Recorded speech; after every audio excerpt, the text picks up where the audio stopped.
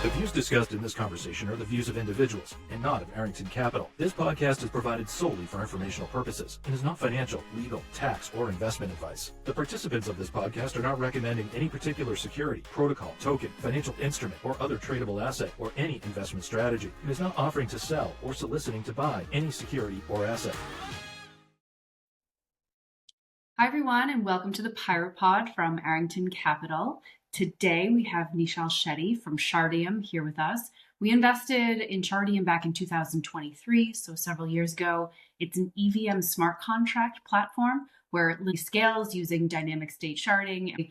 There's no grouping transactions into blocks. It applies consensus at the block level, which lets them each happen separately. They have a very strong team with Nischal and Omar. We're excited to have Nischal here today. He was previously founded one of the larger crypto exchanges in India, and I'm looking forward to sort of understanding his background and his thoughts on that particular corner of the world, as well as what's coming up for Shardeum. So Nischal, could you share a little bit about your journey into crypto and what got you here, and why Shardeum and why now? What inspired you to get into blockchain? Sure. Thanks a lot for having me here, Kelly.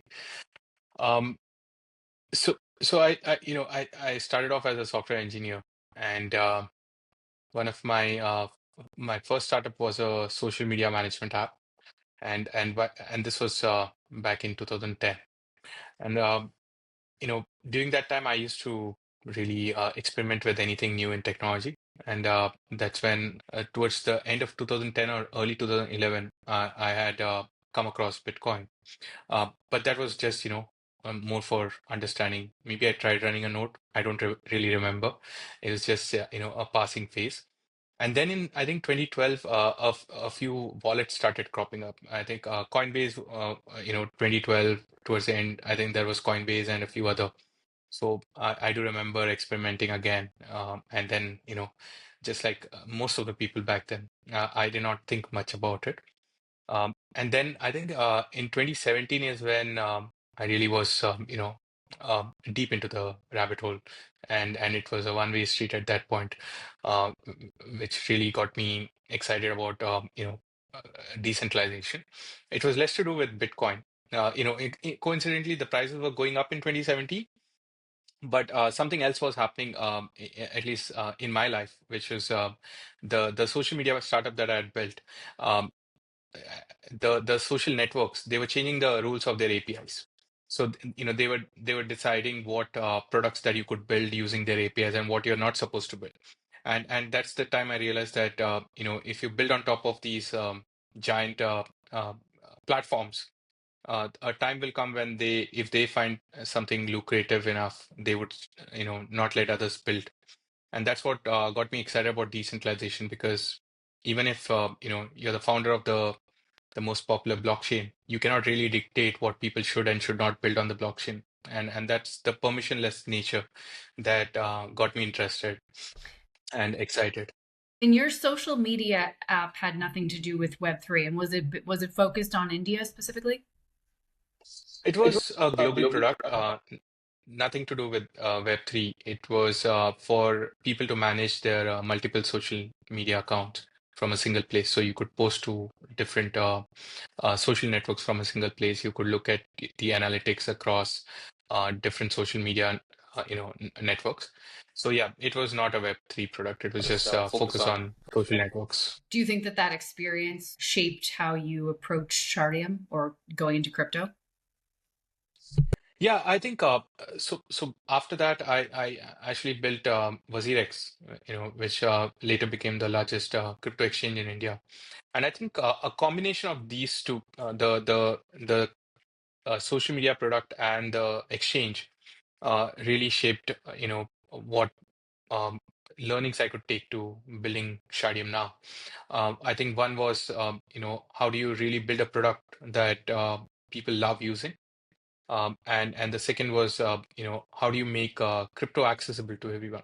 And I think that's what we're trying to do with Sharding. We are solving for the consumers. How do you make the user experience simple and easy to use? And how do you ensure that you can provide maximum, participation to people?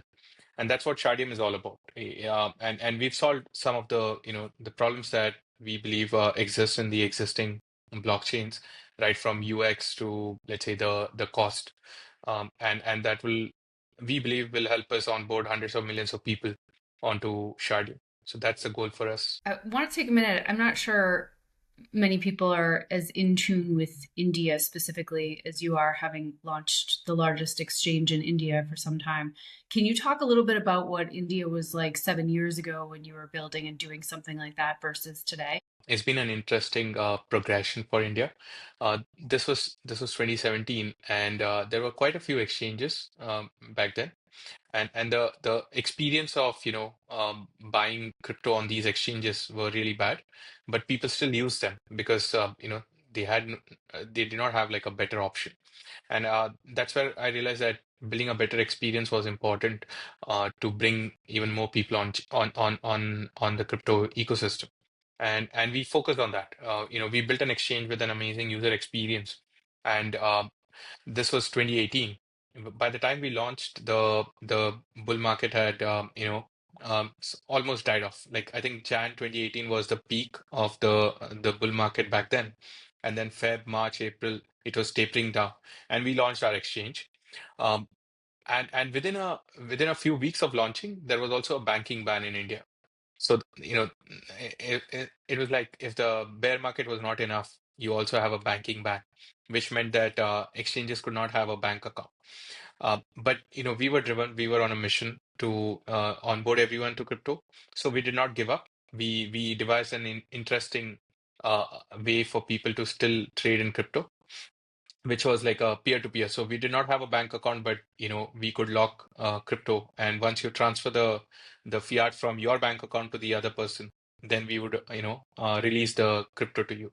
So it was a peer-to-peer system that we built, and that helped us gain a good traction initially in the market. And we also focus on education, because we realized, like, the reason for the banking ban and all of these were because there was a lot of misinformation and a lot of fear about what crypto was, a misunderstanding of what does this do. Everyone focused only on the evil side of it, or the dark side of it, that this is being used for illegal activities and stuff. So we focus a lot on educating the media. We educated the law enforcement, the lawmakers, everyone. And I think we spent a lot of time doing that, and that eventually paid off. And today, if you look at the India market, the discussions are not around, Bitcoin being compared to the tulip mania, for example, because that happened in 2017 and 18 a lot, or just talking about Bitcoin being used for illicit activities. Today, I think in the country, everyone understands the advantages, or the necessity for having a blockchain network, or a smart contract platform. And the discussion today has gone from back in 2018 banning crypto to today, how do you regulate? And India has taken some positive approaches. There have been some downsides, because with awareness, one of the things that happened was, there's been a taxation that has negatively impacted the market. There's a 1% tax that's deducted every time you sell your crypto. So that hampers high frequency traders from trading, which I believe over time will get reduced as the government gets deeper into this. But yeah, right now I would say India is probably in the in the middle of the regulation journey. Before, it was probably at ground zero, or maybe a level up, but now it's at the center point. It's at the middle of this journey, and probably we're maybe 3 years away from going towards the tail end of that whole regulatory direction. You mentioned in there some of the role you had on education and sharing and communicating all that. You've learned a lot about transparency, and I think of it as founder led marketing, community engagement, whether that means your own community or the press and media or government officials. What's your biggest takeaway on the current environment that we're in right now? Once you are in crypto for a few years, you start suddenly believing that everyone knows about it and the world is all about crypto. But if you were to zoom out and look at it, we are still very much at I would say, the beginning of adoption. And a lot of us are still, I would say, early movers in this sector. Even though the markets, sort of touched 4 trillion or, 5, I think it's still very surface. And the key is to figure out what solutions to build so that we can scale this to 1 billion people. And eventually the entire world has to be on an open financial network. There is no alternative. And the the key out here is to not stop educating people, not stop trying to build things that'll attract people for the first time on blockchain. So what happens is that, a lot of times people like founders build a product and they get some early traction and they think this is the world, and then they forget about growing the pie. And I think it's okay for Web 2 because Web 2 is, there's mass adoption, everyone is on it. But I think in Web 3, you should always remember top of your mind that growing the pie is your key focus area. And that's the approach that we should take when we are building products in Web 3 versus in Web 2, where it's all about market share. You just want to grab more market share because the market is built out. In Web 3, I think you should keep in mind that you're growing the market and think of your marketing ideas from there. How do you grow the pie? How do you bring new people on board? How do you get them the first experience of crypto? And I think if you start thinking in that direction, one is you'll get a better approach to reaching your target audience, and the second is you'll be helping grow this market. And I think that's what all of us should do right now. And that's a nice segue into a little bit of a deeper dive on Shardium. Can you explain the way that Shardium's designed, both the tech and sort of the community focus that you have, how Shardium will play a key role in that? Drawing on the whole onboarding people to crypto. If you look at the blockchains of today, for some reason, I just feel that they were never designed for mass adoption, right from the user experience. To give an example, um, if you are in Web 2 and you're making a transaction, you have never in your life decided how much fee you would pay. The fee is just deducted. And you've never you've never decided how much to pay. You've also never had to bid for a transaction. You just, it's a flat rate, and you've never, it's always a first come first serve, right? It's not like you tried a transaction, now it's pending forever, but your friend's transaction is going through because they paid a higher fee. But unfortunately, that's the user experience of every blockchain today. There is a fee market. So, users have to compete on who pays higher fees to get their transactions across faster. And I think this experience is the first barrier to mass adoption, to, bringing on board more people. So at Shardim, we decided that, that's not the approach. And that's why we have a flat fee and we have a first in, first out, a transaction processing. So what that means is, it doesn't matter who you are or how much money you have. If you make a transaction and your friend does it after you, your transaction is going to go through first. And that's a very simple user experience, but I think that's missing in blockchains today, unfortunately. And that's one of the key UX changes that we've made. The second part is, again, imagine a website which said I can only serve 5,000 people at a time. If you're coming after that, I either don't use me, or suddenly all of the 5,000 people have to bid and the costs go higher. And unfortunately, that's the state of every blockchain today. There is an upper limit, and if you hit that upper limit, things will get expensive. But we've always known technology to really get cheaper as more people join. And we have this whole blockchain ecosystem where things get expensive as more people join. So the solution to that is to build a blockchain that can scale up with demand. And that's exactly what Shardium is. The more people start using it, the more nodes can join the network. And the more nodes joining the network would mean that more transactions can be processed. It's a lot like the whole AWS and Google Cloud, where you can keep expanding, and that's why every website can today serve any number of audience, which unfortunately does not exist in the blockchains of today. And you're able to maintain some lower gas fees while you're doing all of this, and it's still decentralized and it's still got layers of security that are up to par, if not better than what's out there right now. Absolutely. The thing is, the fee can be maintained only if you can actually expand your transaction capacity. If you can't expand your transaction capacity, is when the fee goes up.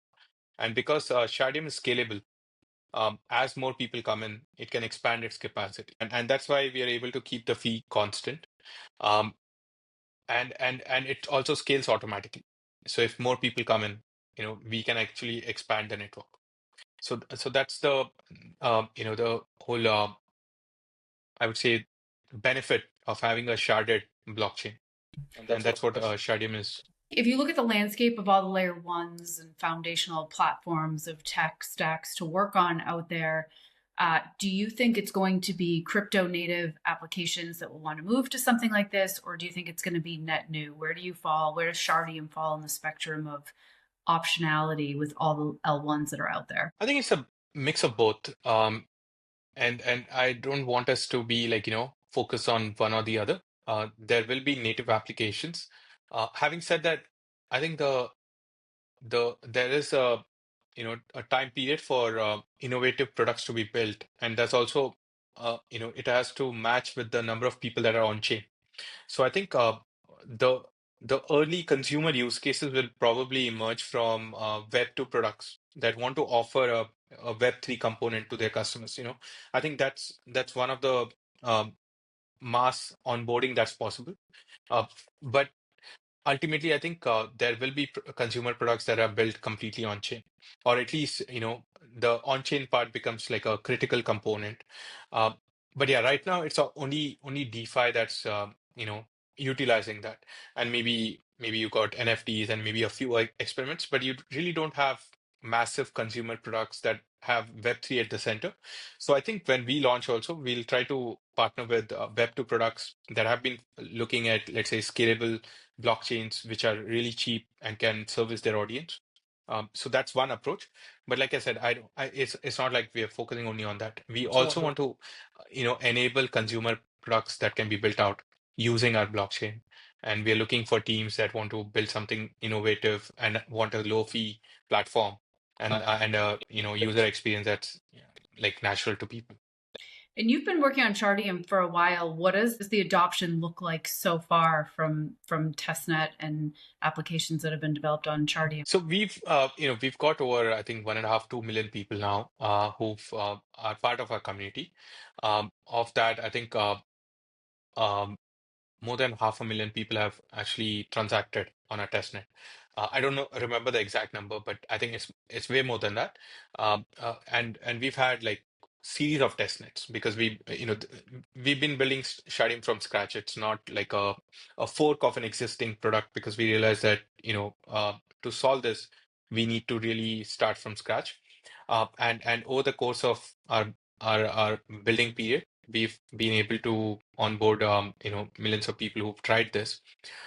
We've had over 150 applications that built on top of our smart contract platform. Having said that, we're going to launch Shardium in two phases because it's a brand new blockchain, and the Sharding concept itself is fairly complicated. We're first going to launch without support for smart contracts. While we've built it and it's already there, we are not going to enable smart contracts. And then in a period of 3 to 4 months, we intend to launch a smart contract platform. So we first want to launch without smart contracts so that there's stability and there's some initial adoption, and then within a few months we launch the smart contract platform. Can we talk a little bit about the community? I know you've taken a different approach than many of the other L1s. You're a little bit further along on the timeline of adoption. What role has the community played in shaping the existing current status of Shardium, and then how do you see that playing out in the future? Yeah, I think usually what happens, people want to build a product and then launch it and then try to get adoption. And I feel a lot of time is wasted because then when people start using your product, you realize, okay, I need to change this or we need to tweak this. And it's a larger, feedback loop. So what we decided was the moment we,